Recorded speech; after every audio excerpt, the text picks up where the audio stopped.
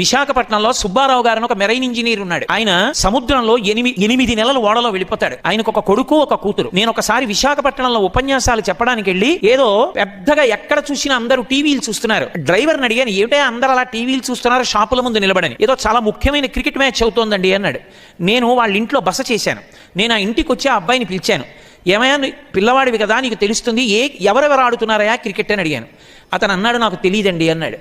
ఎందుకు తెలియదు అని అడిగాను. నేను చూడనండి టీవీ అన్నాడు. ఎందుకు చూడవు అని అడిగాను. పూర్వం చూసేవాడినండి, మా నాన్నగారు సముద్రంలో 8 నెలల పాటు కష్టపడి ప్రయాణం చేస్తారు. మా నాన్నగారు వెళ్ళినప్పుడు కాయగూరలు పళ్ళు అన్నీ కూడా పెద్ద బాక్స్లో పెట్టి పెడతాయి షిప్లో. అకస్మాత్తుగా షిప్లో ఎవరైనా చచ్చిపోతే అదే బాక్స్లో మళ్ళీ పడుకోబెడతారు. ఆ శవంతో పాటే ఉన్న కూరల్ని కడిగి వండుతారు.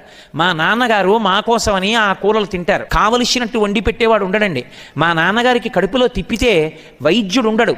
సముద్రంలో నీళ్లే తీసుకుని ఆ ఉప్పు నీళ్లు తాగుతారు. తాగితే కడుపులో తిప్పి వాంతులు అవుతాయి. అలాగే కడుపు శుభ్రం చేసుకుంటారు.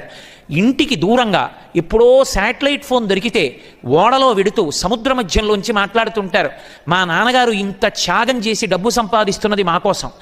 అటువంటి మా నాన్నగారు నన్ను ఒకటి అడిగారు, ఒరే నువ్వు ఐఐటీలో చదువుతుండగా నాకు చూడాలనుందరా అని అడిగారు. అంత కష్టపడిన మా నాన్నగారు సంతోషించేటట్టు నేను ఐఐటీలో సీట్ రావాలని, ఆ సీట్ వచ్చే వరకు టీవీ చూడనని శపథం చేశానండి. అందుకు టీవీ చూడనన్నాడు. Download ShareChat.